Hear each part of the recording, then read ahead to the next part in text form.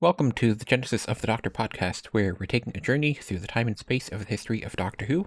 I'm Joy, And I'm Tris. and for today's episode, we're watching the fifth and sixth serials of season 15 with Underworld and the Invasion of Time. Underworld is definitely a story that exists. Which is so weird because there's so many ideas here that feel like they should have been way bigger than they actually were. Yeah. Like right off the start when the Doctor's like, well, the minions are why we have non-intervention, because we made them blow up their own planet. Like, that's a cool idea, and then it isn't really super relevant. It's not relevant at all. Like, it's the idea of, okay, this is a race that's familiar with the intervention of Time Lords. And this is a race that the Time Lords have influenced so much, they have regeneration themselves. Yeah. Evidently better regeneration than what the Time Lords have, because theirs seems to be unlimited. Yeah. The Doctor being a god to their species really only comes into play when he's talking to the Oracle at the end. That's about it. Mm-hmm. And then there's also like the pacifier that they have at the beginning that they use to make Leela not fight them, and then it doesn't come up again ever. They could have used that throughout the entire story. Yeah. It's a fascinating story because there's a lot of really cool ideas here, and it's like all condensed into like the first episode. Yeah. And obviously there's the really bad special effects, but it's not even a good story to make you ignore that. Yeah, yeah, they were pretty bad. They were pretty bad. And then the context of the story is even funnier because this released a week and a half after Star Wars came out, the first Oh one. my god. So this was the reaction to Star Wars, basically. Yeah. Apparently, Like, parts of it were influenced by Star Wars, but I guess they had only seen like trailers and stuff. So maybe it was like the costumes were like vaguely Darth Vader and Stormtrooper esque. So maybe that was yeah. the inspiration. Like, I don't know. This is a weird story. Like, the fact that this other ship essentially becomes the heart of a planet, that's cool. And the fact that the planet is newly formed, that's also pretty cool. Like, there's some really cool ideas here, and how K9 gets hooked up to the ship to be able to fly them right to where they need to go. But then, even though the planet is, like, brand new, just formed, there have still been, like, generations of people that lived there. Yeah. A weird idea. It's a little inconsistent. Like, yeah, I imagined it wasn't like, oh, the planet was made yesterday, these people have only been there for a day. I imagined there was going to be more to it. But the fact that it still seemed like this planet was still hundreds of years old, yet also was so newly formed that they could kind of crash through it without causing any sort of damage, that doesn't add up. Yeah. That does not add up. I'm sorry. Definitely odd. And like obviously eventually like the core of the planet would have to become a molten core, but Yeah. it's still just the ship.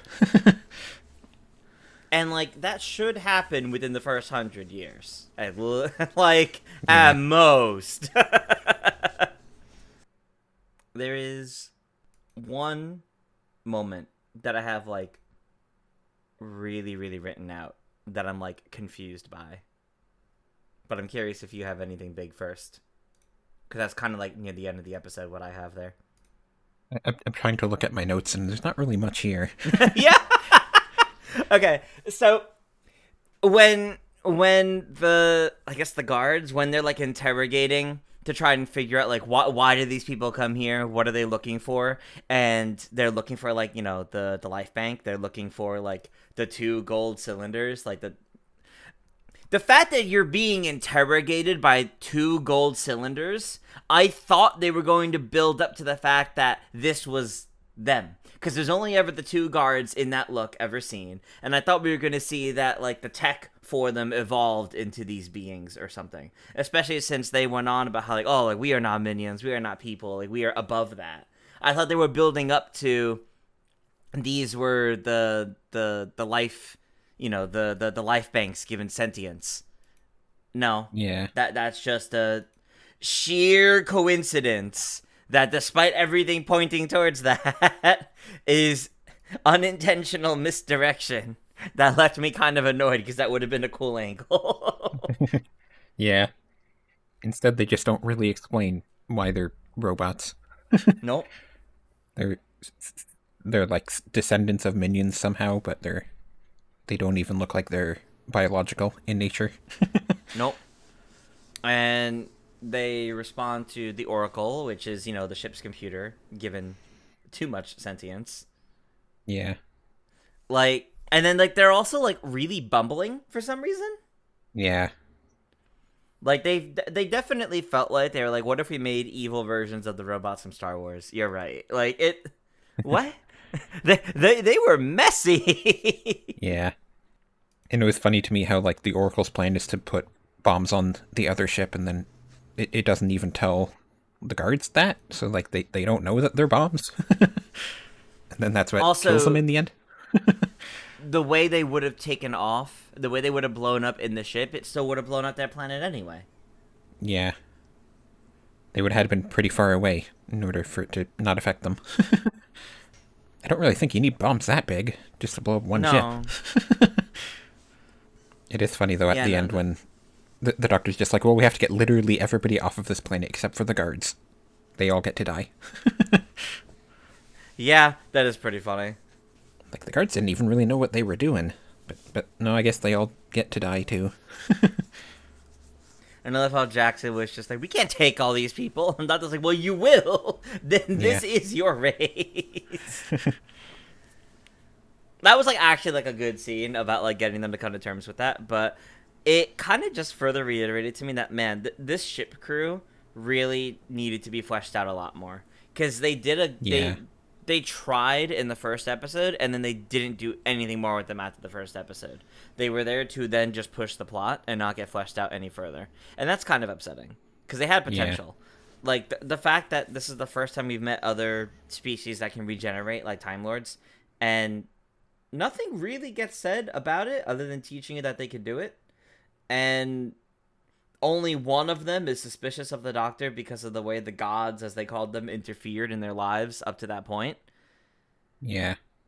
And the fact that the Doctor's kind of just lollygagging around them more than anything else. Like, he's not working against them or with them for most of the story. He's kind of just doing his own thing alongside them while they're on like the one track mind of the mission, but he never really does anything to try to wake them up from that either. Yeah. I found it funny when like they tell him to stay on the ship and then he just immediately leaves, and then they Yeah, meet up later and they don't even like comment on it. but then much later on when they're trying to leave, they're like, why isn't the Doctor here on the ship? He was supposed to be. Yeah. And they're like, K9, go find them, we have to leave because the one track mind, they're gonna ignore everything else. Yep.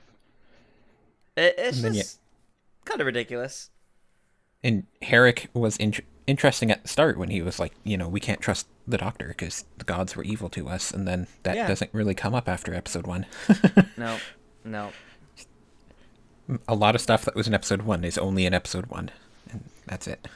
Yeah, this feels about as thrown together as the sets and effects did, unfortunately.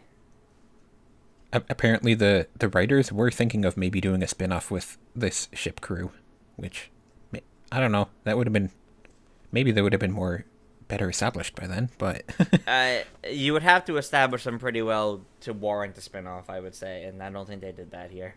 yeah. The basic idea though was that this is just it's heavily inspired by Greek mythology was the idea. Like Yeah. the Doctor mentions it at the end that Yeah, which was Jason cool. Jackson. That was cool. I liked And then that. I thought those were neat details. a lot of the other characters are also similarly named after Greek characters. Like the P7E is the ship that they're going after, and that's very close to Persephone, Yeah. for example. Stuff like that. It's an I mean, interesting idea. Even the race name, the Minions, is very, kind of close. Yeah. It's an interesting idea to do like a Greek mythology story in space, but Oh, unfortunately, just absolutely. they don't really do a lot with it. Yeah, and I think that's what's most disappointing. Like this story had a lot of like cool ideas, like a lot of cool ideas, and it doesn't really follow up on any of them enough. Yeah, So couple that with all the graphical shortcomings and the set shortcomings, it kind of just shapes up into like this could have been neat, and then we got this. yeah, could have been cool, but it kind of just wasn't in the end. Mm. Kanon got to do some stuff, which was nice. That's about it. Yeah, definitely not a story I think I'll revisit ever. Yeah. Although I did notice that on the Doctor Who Classic YouTube channel, for whatever reason, this is the second most viewed story on that It's channel. the yeah, it's yeah, Behind Pyramids of Mars, it's the second, and I don't understand. I don't get that. I don't get that. The classic Doctor Who YouTube channel also was having some subtitle problems between these two stories. Yeah, for Invasion of Time, it just had the Underworld Yeah, sub captions instead. which is very funny, very inaccurate. Yeah. I guess if we're done with Underworld, we could move on to the Invasion of Time, Yeah. which I think is definitely a much better story. I quite liked this one. This is like the most we had of Gallifrey and the TARDIS up to this point. Like Yeah. the most we have of learning anything about them and seeing more than like one room in them, which is really cool actually. Yeah. I really liked a lot of what they did with this story, except I think the Sontarans were the worst part of it. Yeah. I They're kind of think just it should have forced in there. stayed the Vardens. Yeah. They just forced the Centaurans in there at the end, just because Mm-hmm. the producer liked the Centaurans. That's really all their reason. It's the only reason why they're there. Yeah, it was a fun idea, and early on it was very funny when K9's like, well, Leela's submerged in water, and then we see that she's just in a pool. She's just And it's swimming. just, oh, this is the pool that's in the TARDIS that they talk about in Modern Who. Yeah, finally, the swimming pool. We finally have seen it. Yep. And it's just like all the rooms in the TARDIS are just like they just went to location shooting, and they're not sets or anything, so they look totally out of place. But that kind of charming in a way. Yeah, there's something charming about it that makes it feel like it really is indeed part of this weird interdimensional spaceship that doesn't always make sense. Yeah. Like that's actually something I wish Modern Who did a little bit more. Whenever they had you go into TARDIS, they make it look too uniform. Yeah. Like, you know, you have a modern episode with Amy and Rory running around the TARDIS, and like every hallway, it definitely looks like a TARDIS hallway. And I don't think that needs to be the case. You can make Yeah. it look weird. That's okay. I kind of like the idea that like the Doctor doesn't do enough interior decorating to make it all look the same. Yeah, yeah. Also, that he gets very easily lost. Because Yeah. they keep ending up in the same room. Yeah, Which, that was great. is there like behind the scenes info on like the location shooting for the TARDIS shots? Because in my head, like when watching it, I was like, I wonder if this is just like the studio, like the building where the TARDIS is, and they decided let's just make use of the rest of the building. I think it was mostly like an abandoned hospital is what they were filming at. Oh, okay. Because like Oh, there is the great. one. Another haunted location. Great. Yeah. There is the one room that's like a very clearly a hospital room, where Mm-hmm. like there are beds and stuff behind curtains, and I think it's just mostly Oh, just like yeah. the one hospital there. I see. I see. But then I guess they also go to a pool for some of it, obviously. So I assume that's a different building. Almost like a spa. Yeah. But it was definitely interesting in the story to be like, why is the Doctor being so rude? And then you realize, oh, that's actually a plot point. He actually has a reason for that. It's because he's having to be like the Vardens are in his mind, so he has to act that way. Mm-hmm. No, I thought that was so cool. I really liked the way he was out of character in a way that makes you suspicious of him, because you're often seeing it through Leela's perspective or the other characters that are like, this is out of character for him. And Yeah. you see it kind of develop where you see he's doing something alongside this, and then he ends up working very closely with Barusa to properly overcome it. And it's like it's really fascinating at how it comes together there. Yeah. And I loved how like K9 has to lie to Leela and is just very obviously sad about it. Yes, not happy about it. And then like when they have to lock her out of the TARDIS as well, and K9 is also sad, and the Doctor's covering his ears. Yeah, little moments like that definitely made this. Like there was a lot of really good moments with the acting for the characters and the way they handled different situations, and even K9 was really good in this story and did a lot. Yeah. I also love the exchange between the Doctor and K9, where he's saying like, "You're just a bean tin, and nobody's ever called me one of those." And then K9's like, "Negative. People have called you that before.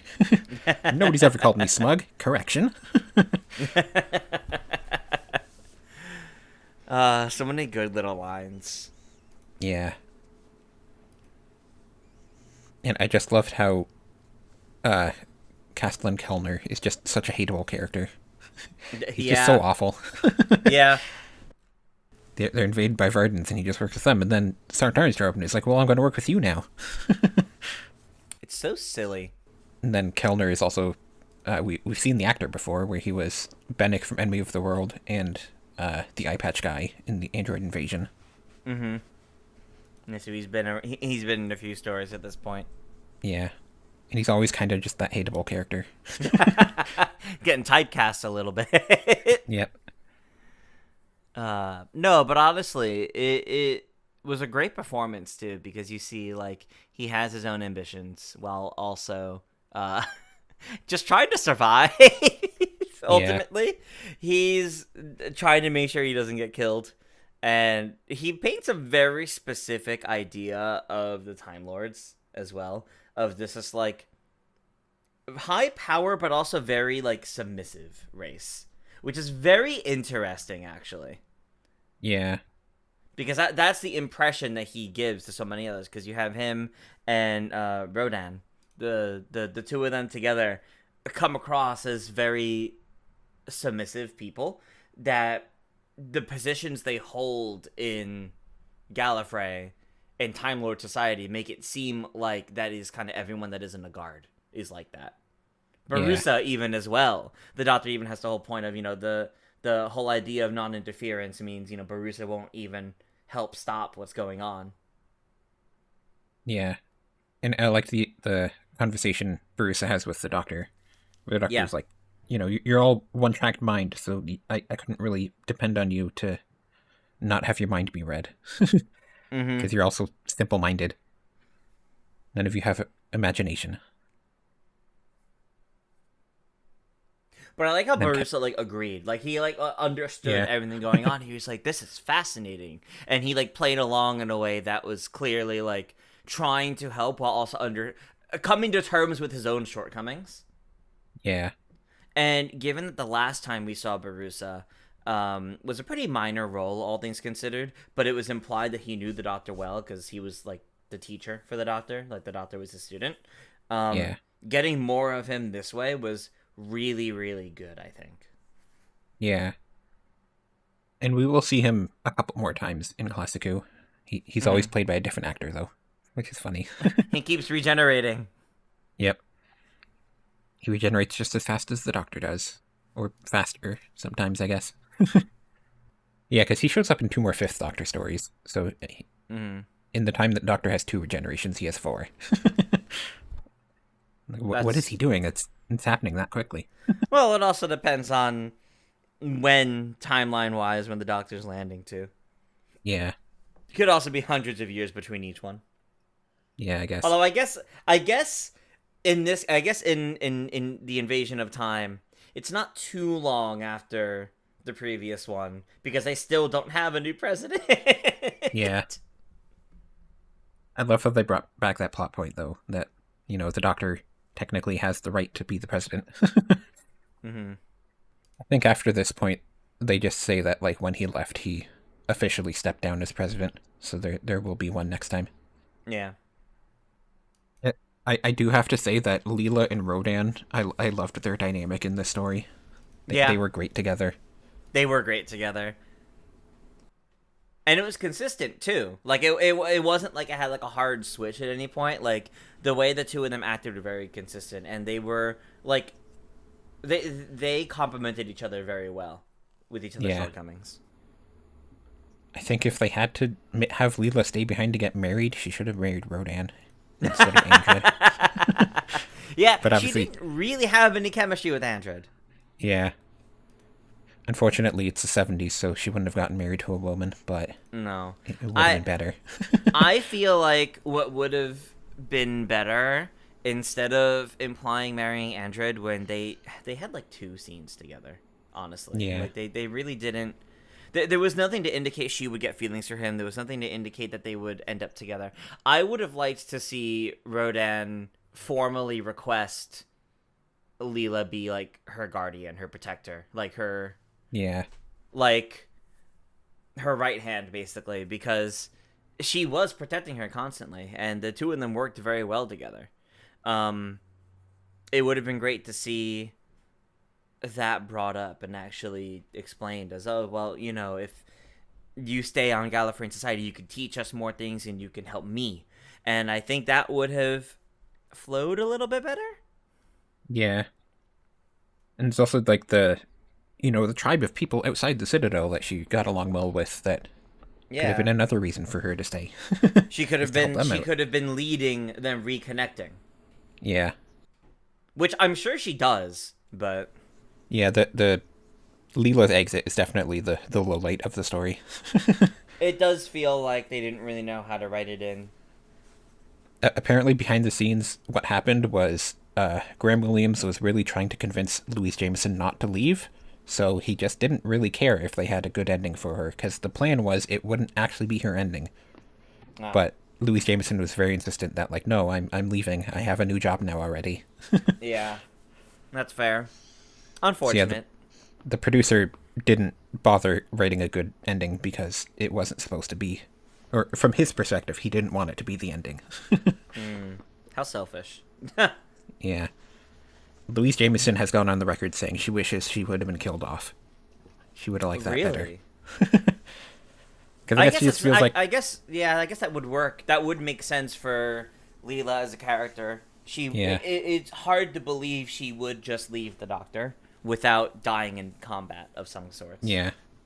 And like considering she's always in combat, it would make sense that at some point she would just not make it.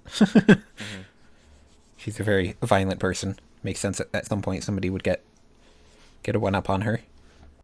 Yeah, I this really was a, think. Yeah, go ahead. I really loved how the story goes into Gallifrey a bit more, and also you see Yeah, the interior of the TARDIS so much. yeah. What I literally was about to say was I really think it's cool that we got to see so much of the inside of the TARDIS. I just wish it wasn't tied to the Sontarans, Yeah, because everything with the Vardens was so much cooler and so much more complex. Because as soon as the Sontarans appeared, it just basically becomes a long, drawn out chase sequence, a yeah, slow chase sequence. Like that's really all it becomes at that point, and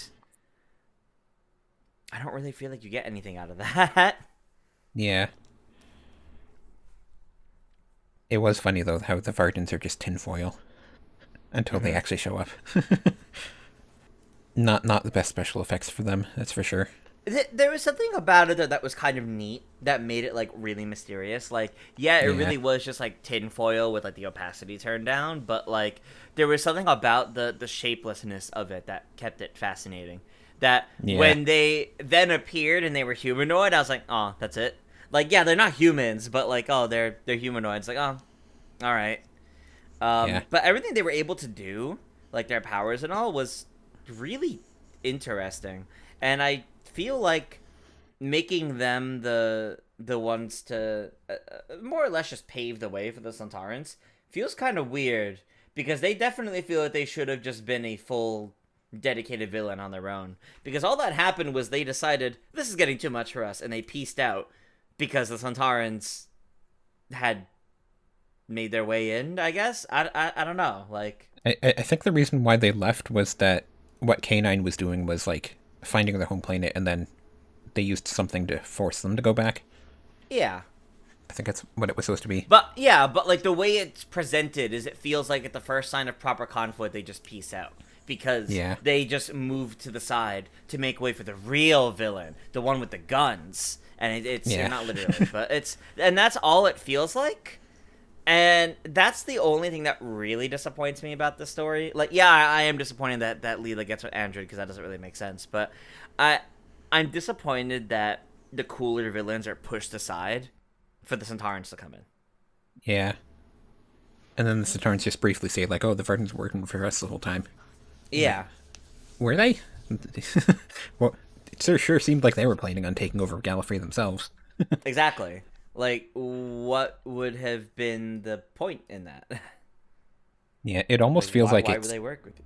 these are just two separate stories that they just forced together or something. Two separate Gallifrey stories. Yeah. I mean, like, Like, technically, the Centauran one could have just been elsewhere. it. To be honest, it would have been neat if it was two back-to-back stories that led right into each other. Oh, we did everything and completely finished off this one threat, but by dealing with this one threat, we were not paying attention to this other one, and now we have to help do Yeah. this other one. Yeah. Or just like, since the Vardens made them take down their defenses, then the Centaurans took advantage of that. I They're guess just unrelated. it's also like when you think about what has attacked Gallifrey, both in classics and in modern, right? Up to this point, it has been the Master and Omega, Yeah. and in the future, it was like obviously I don't know all the classic stuff, but like then we have the Time War with the Daleks, and then it's not until modern era that the Master paves the way for the Cybermen to land on Gallifrey, something that they always dreamed of doing if they had dreams, kind of thing. Like, Yeah. and then the Sontarans are able to just basically just land their ship, no problem. Yeah. That feels a little strange. Yeah. It should not be this anticlimactic, and I don't feel like the Sontarans are very deserving of this. Yeah. Definitely weird. And like, how much the Vardens did to get on there was definitely more interesting. And then Yeah. the Centaurans just show up. I will say, this does, at this point now, with the kind of Centauran stories we've seen, and including this one, this does help me better understand why the Sontarans were as threatening as they were in Flux in modern Doctor Who, Jodie's Yeah. final season. Because to me, as someone at the time who had only really seen modern, putting the Sontarans at a level that was as big as the Daleks and Cybermen, and arguably worse because their plan was to take them out, felt very undeserved to me. But now that I'm seeing what they've done in the classics here, like, they were able to have a plan to potentially overtake Gallifrey, and the only reason why they didn't Yeah. overtake Gallifrey is because the Doctor was there. Yeah. But their plan involved taking control of the Doctor, and that's how they got there in the first place. The Daleks and Cybermen didn't do that. Like, Yeah. that's... Like, okay, I see what you're putting down now. Like, I see some of this legacy of the Sontarans that is more than just the war clone race. Yeah. And this is, I think this is the second last time we see them in Classic Who as well. So this is Mm-hmm. probably like what inspired Chris Chibnall more than anything. I think they're the villains of the Two Doctors, I think. And then that's the only other time they show up in Classic Who. Yeah, we see they're really interested in time travel, and I imagine that since that's a multi-doctor story, that's also about trying to get time travel. So, Yeah. but so it's like I get it, and I think it works, but I still think the Vardens would have been better better villains if they stayed the villains throughout. Yeah. Um, we talked a lot about the TARDIS, and like the different areas inside the TARDIS, but I also liked seeing a lot more of Gallifrey, including outside Gallifrey. It's the first time Yeah. we actually get like the exterior, the world of Gallifrey, not just the city. Yeah, we finally get to the outside there. And then it's just like, well, these are just the people that decided to leave the Time Lord Society. Yeah, Time Society is very strange right now, and including all these people living out in the wild, who technically are Time Lords, but Yeah. it's It's funny complicated. too how like they didn't even like build a house or anything out there. They're just I don't know. They're just living outside from what we see. It's strange, yeah. Then more people are kicked out, and then we don't see those people that were kicked out again. They don't show up again. Yeah, that's true. They don't. There were some great lines in this too that I had written down though, where like when Leela's talking to Rodan, she's like, "Discussion is for the wise and the helpless, and I am neither." Saying you're not very smart. Great. And then when the doctor says, "I know the TARDIS like the back of my hand," and he's looking at the front of his hand, and Leela flips his Yeah, hand over. Oh, that's why it's I'm pretty confused. good. There were some great moments, like great little dialogue moments, great acting in this whole story. Yeah. My one of my favorites was when the Doctor and Barusa are escaping the Centaurans, and it's like, oh, I think we should run. Oh, very well. And then as the next scene comes in, it's like, oh, so undignified. Yeah. I like how they're just casually walking in and just like, "Oh, well, the key's protecting us," and then Bruce is like, "No, no, it was the thing I have here, but the batteries are running out." Yeah, it's like, oh, how inconvenient. And then the Doctor accidentally slamming the TARDIS door in his face, and he's like, "Would you kindly open the door?" Yeah. Some great little moments, I honestly, also like between how characters. when they have to go get Barusa when they're in the TARDIS and he's just sitting by the pool reading about the the The Titanic. Titanic. I had nothing to do with that. Yeah. But that was because Leela couldn't get him to where she was told to get into because it was like 90 directions all at once. Yeah. Just need to write it down, Doctor. But I like how as she's trying to like figure out what he's saying, she's like spinning in place. Yeah. Oh, and then there was the other good scene when the Doctor is telling Leela, like, "Have you ever considered becoming a professional killer?" Yeah, She has she's no like, idea what he's what? talking about. Oh, and also when, like, the early scene when they try to get her to dress up for the Doctor being in his becoming the president, and she's like, "Well, Mm-hmm. here's what I would like. I would like a bow and a quiver and a knife Mm-hmm. and Janus thorns." It is all weapons. Yeah, and then she doesn't end up changing into different clothes because she doesn't want Nope. to. It's fitting for her character. Yeah, there were some great character moments, but then the exit is not one. Yeah, and that's disappointing because I do think she was a really good character, and I think she did deserve a bit of a better ending. Which really, like her leaving here isn't even that bad. It just the scene for it and the writing for that scene needed to be a bit better. Yeah, It needed like to be a bit more in character. there are like 10 different reasons why she would maybe decide to stay, and getting married is like the worst one. Especially since like up to this point, it's been like a constant thing of like no humans on Gallifrey.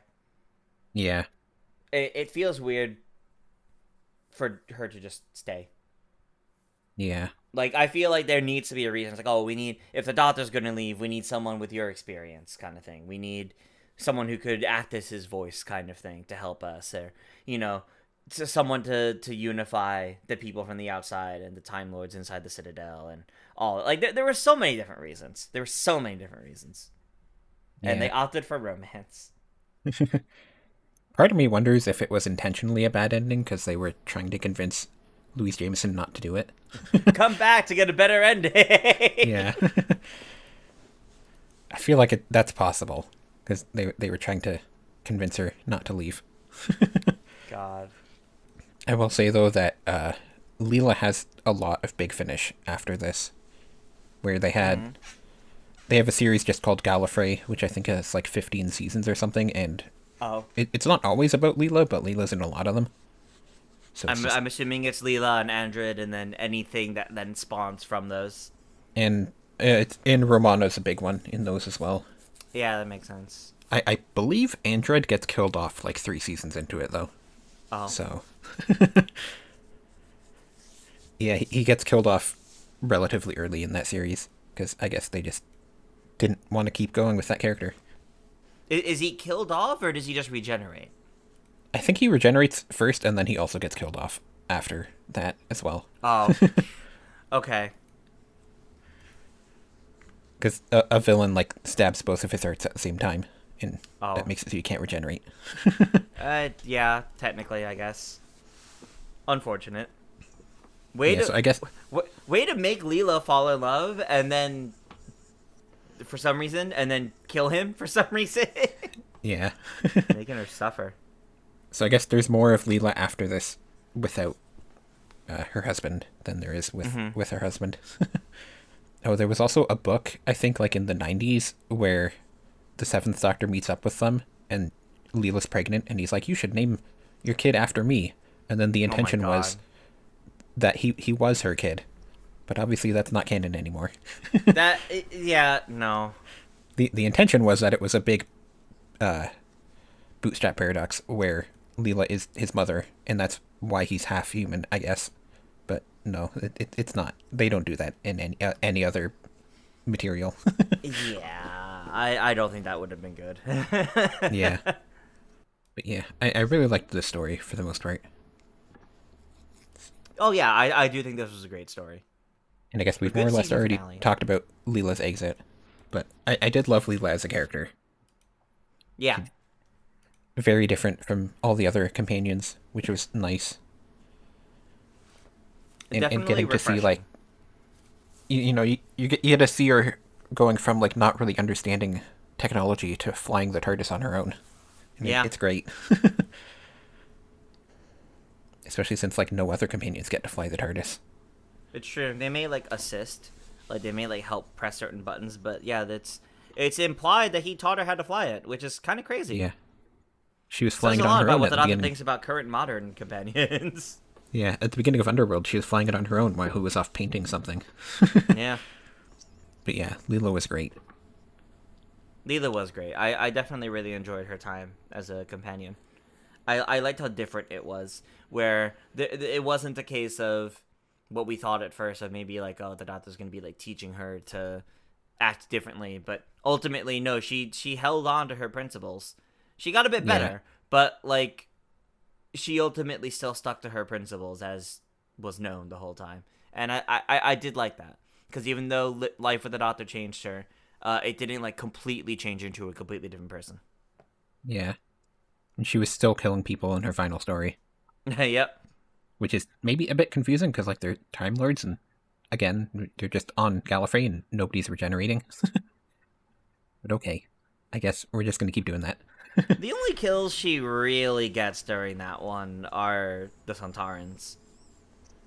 Yeah, there was like the two people outside of uh the doctor's office though that got shot with arrows.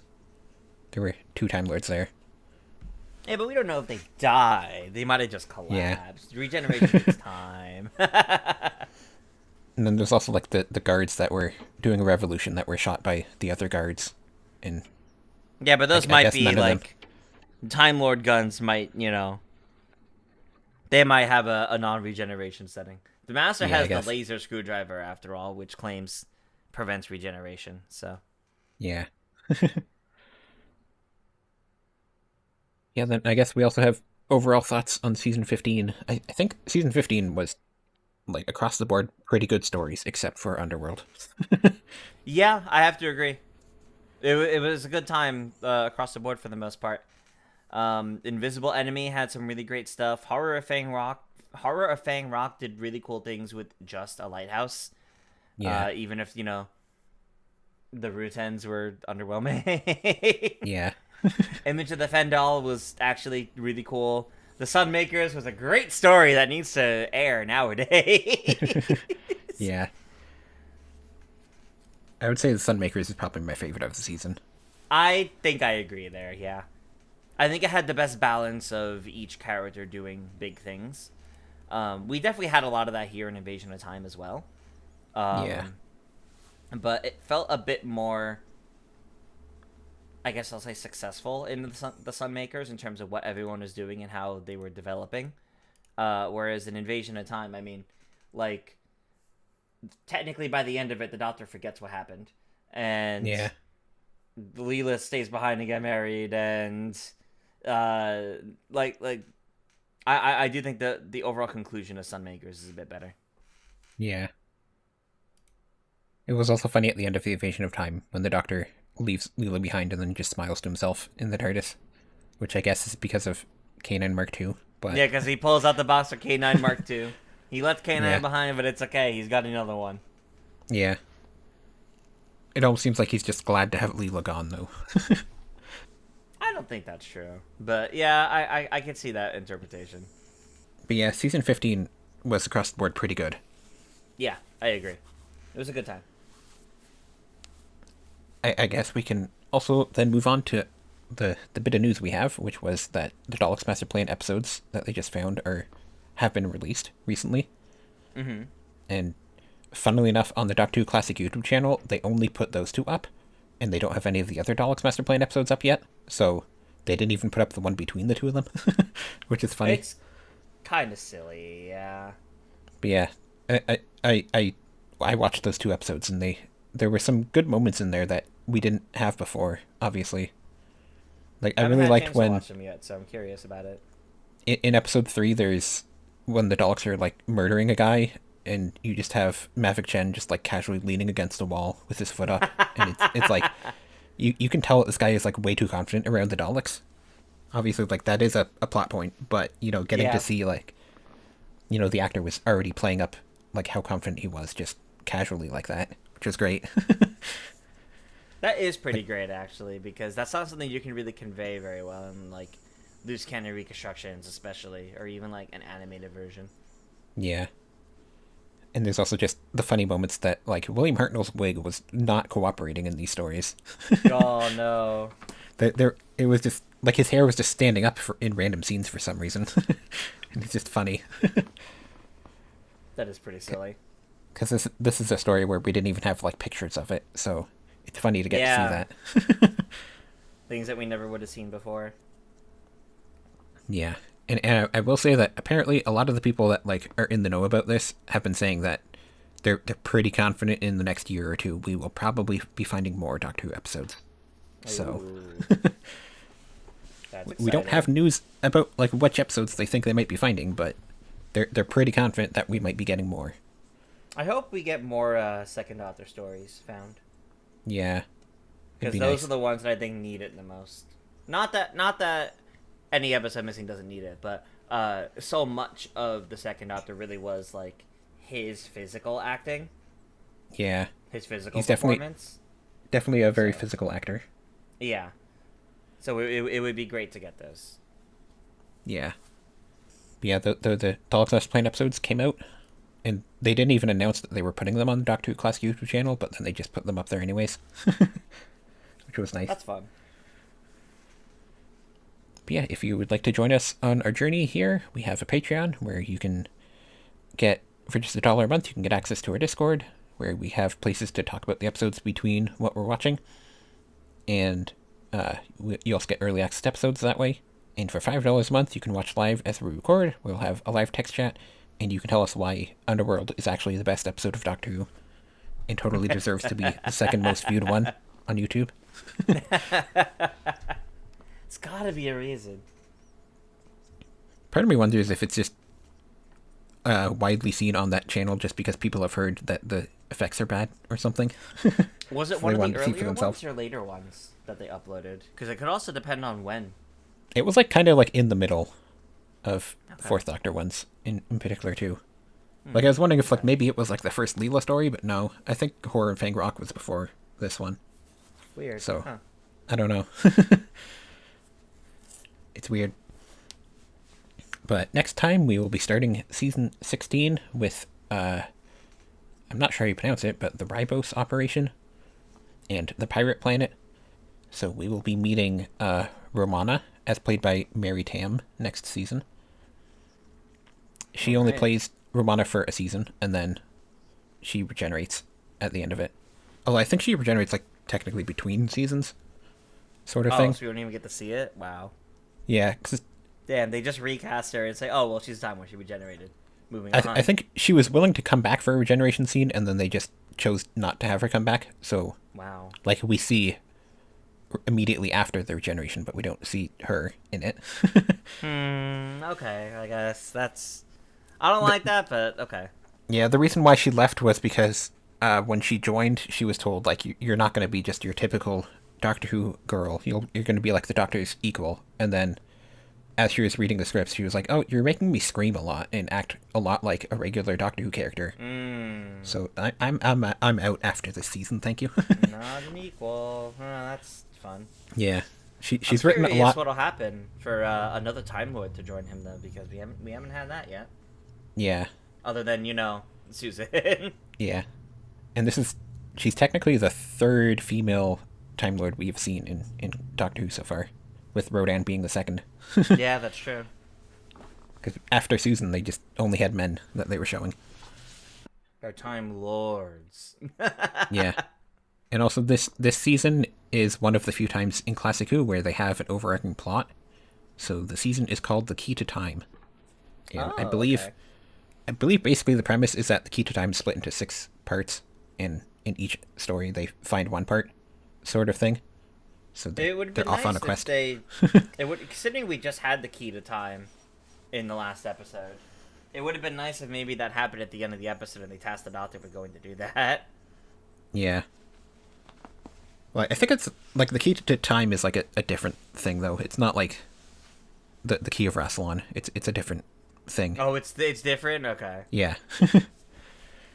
And then the pirate planet is the first story written by Douglas Adams, and if the name Douglas Adams is Oh, familiar to anybody, he's the guy that wrote The Hitchhiker's Guide to the Galaxy. He writes, I think, that's 3 stories, exciting. and he's going to be the script editor for season 17. So Okay, that's gonna he's be a very interesting. very good at sci-fi comedy. So I'm sure we Yeah. will All have some right. fun stories. Should be a good time. Yeah, because he writes the pirate planet, and then when he is script editor, I think he writes 2 more stories in that. So Hmm. yeah. Okay. Yeah, so as a reminder, make sure to watch the Ribos Operation and the Pirate Planet before our next episode. You can find those on BBC iPlayer or the Doctor Who Classic YouTube channel. And if you support us on Patreon for just $1 a month, you get access to our Discord, as well as early access episodes. I've been Joy. You can find me on social media at Joy Content. And I've been Tris. You can find me at Toon Tris. And we'll see you next time. Bye. Bye.